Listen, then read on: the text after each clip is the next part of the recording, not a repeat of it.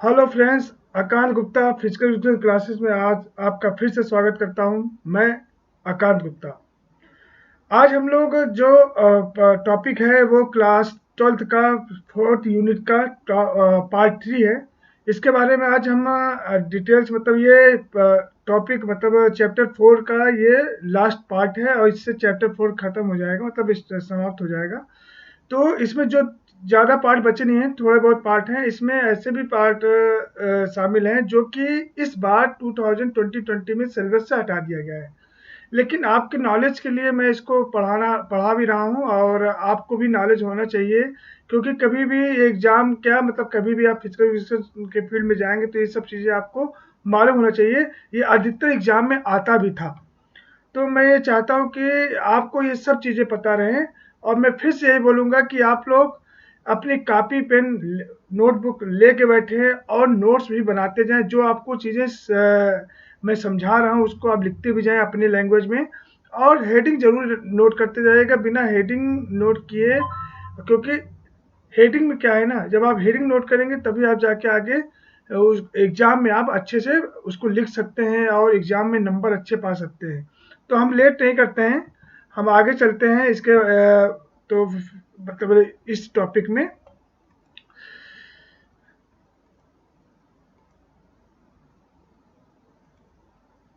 Disability etiquette. अब disability etiquette क्या है इसके बारे में अच्छे से बता देते हैं, अभी हम आपको बताते हैं, देख रहे होंगे। मतलब ये होता क्या है कि आप कैसे मतलब जो भी डिसेबल पर्सन हो उनसे आप कैसे बात करें, उनके साथ ऐसे बात करें कि वो आपसे एंग्री ना हो, उनको ये ना फील हो कि हमारे शरीर में कोई कमी है। तो उसमें क्या क्या चीज़ें ऐसे बात करना है, किस तरह से उनसे बात करना चाहिए, उनसे कैसे, कभी कभी अनजाने में भी हम डिसेबल पर्सन से ऐसे बातें बोल जाते हैं जो उनके मन में चुभ जाती है और वो अपने आप में हीन भावना का शिकार हो जाते हैं। तो ये चीज़ आपको ध्यान रखना है कि जब भी आप डिसेबल पर्सन से आप मिलते हैं तो उससे किस तरह से बात करना है, उसको हम आगे की स्लाइडों में देखेंगे।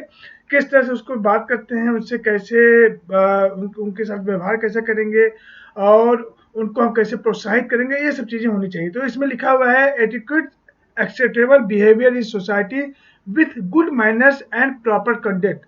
मतलब आप जो भी डिसेबल पर्सन है उनसे आप जो उनके साथ जो आपका व्यवहार है वो गुड मैनर और प्रॉपर तरीके से होना चाहिए, ये एटिक्यूट बोलता है। फिर क्या बोलता है, disability etiquette it is a set of guidelines dealing specifically with person with disabilities to approach. मतलब एक गाइडलाइन है।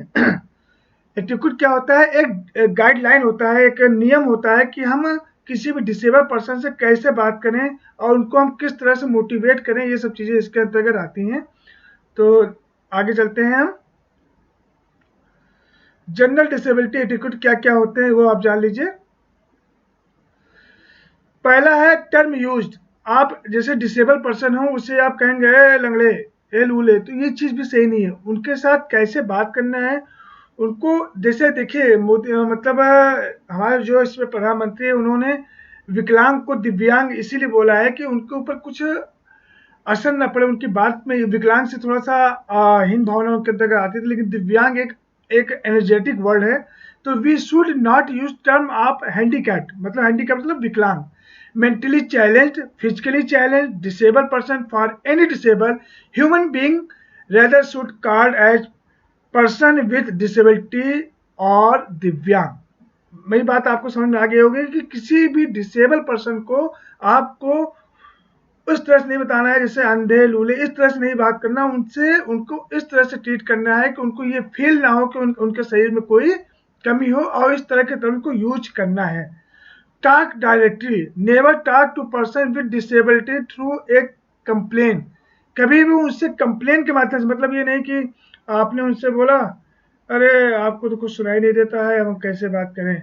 तो मतलब कभी भी उनसे जो आप बात करें तो उनसे इस तरह से ना बात करें कि आप उनसे कंप्लेन कर रहे हैं। तो उनसे बात करना है कि हाँ सर, आज एक चीज़ थी, आपको मैं ये तरीका बता रहा हूँ, इस तरह से आपको बात करनी है या इस तरह से बताना है। तो एक अच्छे तरीके से उनसे बात करना चाहिए। टॉक डायरेक्टरी में ये बोलता है। Offer to shake hand.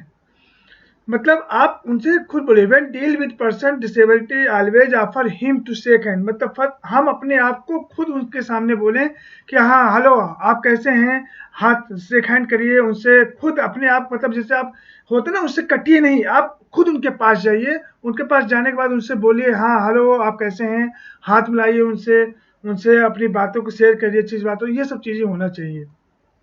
ये पिछली बार के बोर्ड के पेपर में आया था, व्हाट इज एटीट्यूड, ये पिछली बार के पेपर में आया था, तो वैसे भी ये नहीं आने वाला है, उम्मीद यही है, लेकिन देखिएगा हो सकता आ भी जाए, इंपॉर्टेंट है। Offer for the help or assistance. If assistance is offered to the person with disabled, then wait until the offer accepted. मतलब अगर डिसेबिलिटी जो पर्सन है उसके साथ एक उसका पार्टनर है जो उसकी मदद करता है, तो जब तक वो नहीं बोले तब तक आप उसके साथ कोई भी गलत काम या उससे बात भी ना करें, जब तक अगला आदमी उससे न बोले, ये कहते हैं। Adult always treat adult as an adult, मतलब अगर बड़ा है तो उसको मान लीजिए, बड़ा है तो उसका माइंड थोड़ा सा कमजोर है, तो आप पता चला कि आप उससे मतलब इस तरह से बात कर रहे जैसे छोटा बच्चा हो, तो ये चीज नहीं करना है, उनको फिर यही फील होगा कि अरे मैं इतना बड़ा हूँ लेकिन मुझे छोटा बना के रखे हैं। तो हमेशा जो जिस एज कैटेगरी का हो उसको उसी एज कैटेगरी के हिसाब से उससे बात करनी चाहिए, ये चीज हमें ध्यान रखना है। Address them by their first name as which others address। अब address them by their first name as which others, पता है उसको पहले बताना है, address the people who have disability by their first name only as address to other।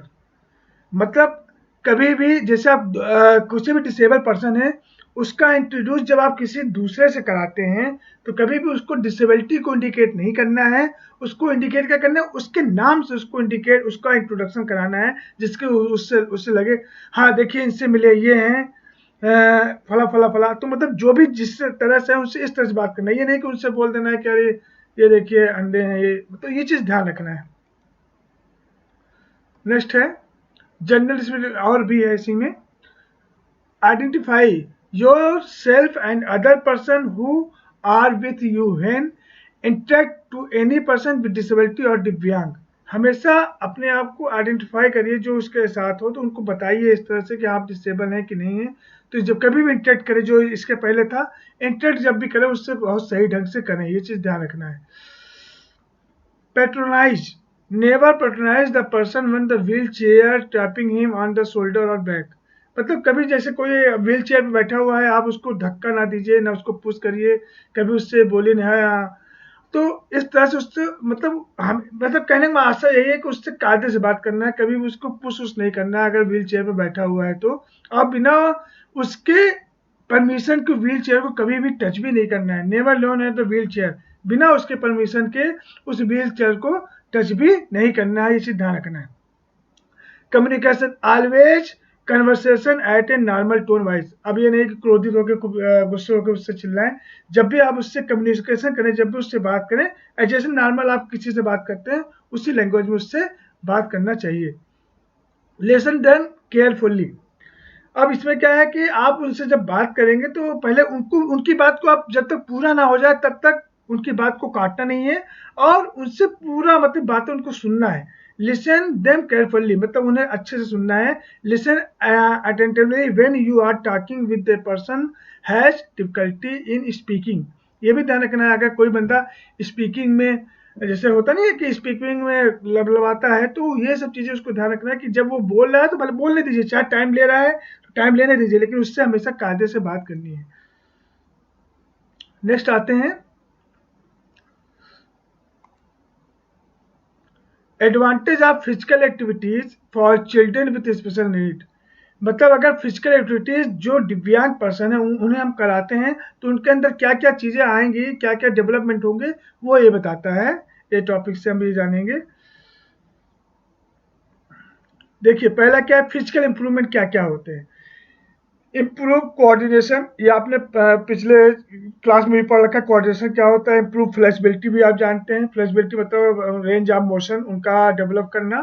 Improve strength, उनकी ताकत ताकत जब जब आप देखो, अगर आप कोई फिजिकल एक्टिविटी करते हैं, आप करिए चाहे ना करिए, अगर आप करने लगेंगे तो आपका भी कोऑर्डिनेशन डेवलप होगा, आपकी फ्लेक्सिबिलिटी भी डेवलप होगी, स्ट्रेंथ भी। जब हम लोगों की जब फ्लेक्सिबिलिटी और ये इंडोरेंस डेवलप हो सकता है, तो वैसे ही दूसरे भी जो दिव्यांग पर्सन उनका भी डेवलप हो सकता है। Improve endurance, improve cardiovascular efficiency. Cardiovascular efficiency मतलब लंबे समय तक काम करने से ना, मतलब हार्ट हार्ट का जो मतलब इंडोरेंस कैपेसिटी हार्ट का वो बढ़ जाता है। लो रिस्क ऑफ ओबेसिटी, मतलब उनको मोटापा नहीं आएगा और वो फैट से थोड़ा डिजीज से फ्री हो जाएंगे। जब मोटापा नहीं आएगा कोई डिजीज नहीं होगी। मेंटेन बोन डेंसिटी, मतलब उनकी हड्डियां मजबूत रहेंगी अगर वो वर्क फिजिकल एक्टिविटी करते रहते हैं तो। बेटर ओवरऑल फिटनेस, उनका जो फिटनेस लेवल है वो ओवरऑल बहुत अच्छा हो जाएगा जब उनसे आप मतलब उनका आप कोई भी वर्क जब फिजिकल एक्टिविटी करेंगे तब। कंट्रोल ज्वाइंट स्वेलिंग, मतलब कभी जो होता है ना, किसी को ज्वाइंट वाले में प्रॉब्लम होती है, जो थोड़ा सा अपंग होकर चलता है, तो वो सब चीजें ज्वाइंट स्वेलिंग वोलिंग में सब सही हो जाएगा। अब आगे नेक्स्ट चलते हैं। एडवांटेज फिर इसी में ही है। देखिए, छोटे बच्चों से आप किस तरह से बात करते हैं, कैसे उनसे हंस के बात करते हैं, तो उनका मोटिवेट हमेशा बढ़ते ही हैं। मेंटल इंप्रूवमेंट, अब मेंटल इंप्रूवमेंट क्या होगा?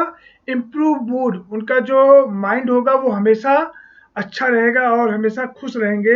इम्प्रूव वेलनेस, मतलब वेलनेस मतलब बीमारी फ्री, डिजीज फ्री, वो डिजीज फ्री हो जाएंगे और अपने आप को हमेशा चुस्त दुरुस्त मानेंगे। Improve working app of nervous system, उनका नर्वस सिस्टम है जो मतलब माइंड सेंट्रल नर्वस सिस्टम से जो माइंड का रिफ्लेक्शन है वो बहुत अच्छा हो जाएगा। रिड्यूस एंजाइटी एंड डिप्रेशन, उनका जो एंजाइटी लेवल है और उनका जो डिप्रेशन है वो चीज़ें नहीं होंगी, वो कभी डिप्रेशन में नहीं आएंगे, वो हमेशा अपना काम को आगे करना चाहेंगे जब आप उनके साथ फिजिकल एक्टिविटी करेंगे तो। सेल्फ स्टीम, अपने आप को मतलब जज करना। फीलिंग ग्रेटर, अपने आप को दूसरे से अच्छा मानने लगेंगे ये। सेल्फ एफिशिएंसी, मतलब अपने अंदर इतना मतलब क्रिएटिवनेस आ जाएगा, वो अपने आप को स्ट्रांग मानने लगते हैं, तो ये सब चीजें आ सकती हैं इसमें।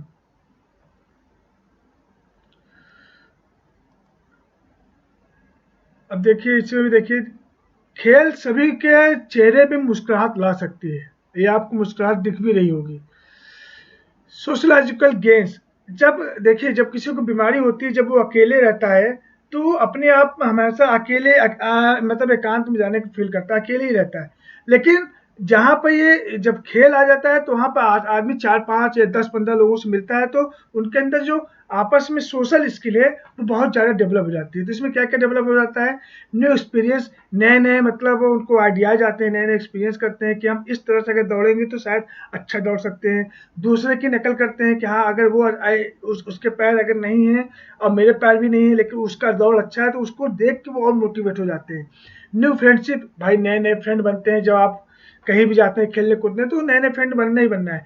फील ऑफ इंडिपेंडेंस, मतलब अपने आप के अंदर अपने आप को एकदम स्वतंत्र मानते हैं और इतना मतलब हैप्पी फील करते हैं कि हाँ, मैं एकदम अच्छा हो गया हूँ, अब मैं सब कुछ कर सकता हूँ।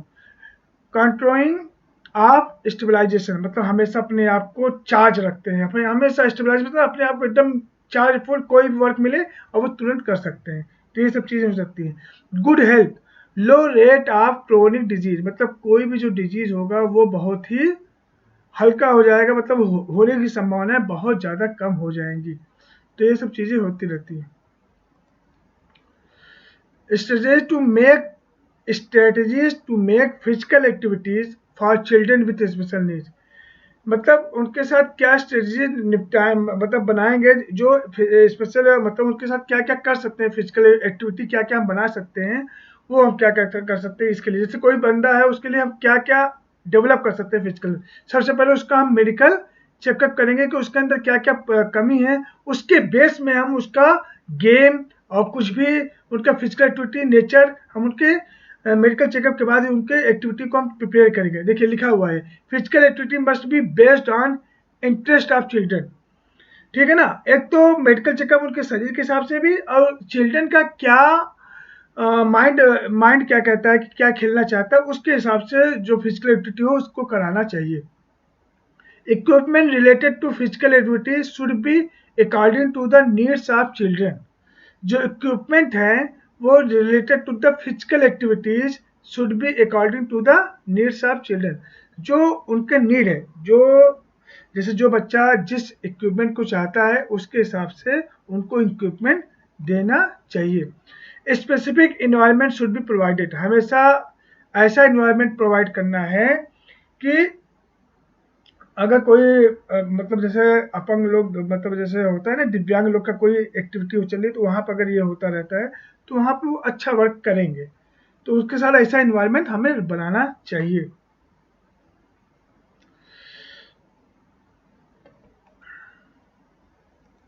अब और क्या है इसमें, पांचवा, ए variety of different instructional strategies should be used. मतलब अगर आप किसी चीज़ को सिखाने के लिए अलग अलग तरीके से यूज करेंगे तो कोई भी बच्चा उस पर बोर नहीं होगा, मतलब उबेगा नहीं। और जब नए नए तरीके से जब उसको सिखाया जाएगा तो वो अपने आप उसमें इंटरेस्ट क्रिएट होगा और वो आगे आगे मतलब उसको सीखने की चाह बढ़ जाएगी और बहुत ज़्यादा इंटरेस्टेड हो जाएगा वो। Rules should be modify according to the needs of children with disabilities.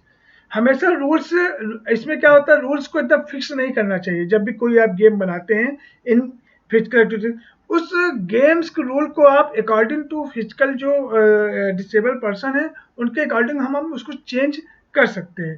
तो ये सब चीज़ें कर सकते हैं उसमें। Children's previous experiences must be taken into the consider. जो चिल्ड्रन होते हैं जो पहले से खेलते हुए रहते हैं उनका जो पुराना एक्सपीरियंस होता है उसको भी आप एक बार ज़रूर पूछिए, हाँ किसमें क्या खेला था आपने, क्या नहीं खेला था। फिर उससे कंसीडर करके आप नया गेम उसके लिए आप डिजाइन कर सकते हो। ये सब चीज़ें जो चीज़ें आती हैं यही हैं। तो इस तरह से आपका ये जो था 4th चैप्टर था ये आपका ख़त्म हो गया है। अब मैं आपसे यही कहूँगा कि 4th चैप्टर का पूरा नोट्स आप प्रिपेयर कर लीजिए, अच्छे से प्रिपेयर कर लीजिए। आप आगे वाली क्लासेस में मैं आपका टेस्ट भी लूँगा इस चैप्टर से रिगार्डिंग। जब आपका टेस्ट हो जाएगा तो हम नेक्स्ट चैप्टर पे चलेंगे। आशा करता हूँ आपको ये वीडियो बहुत अच्छा लगा होगा। अगर अच्छा लगा है तो इसको, इस चैनल को, हमारे चैनल को सब्सक्राइब करिए और दूसरों को शेयर भी करिए जिससे कि ज़्यादा से ज़्यादा जो फिजिकल एजुकेशन के बच्चे हैं उनको इसका लाभ पहुंच सके। Thank you, have a nice day.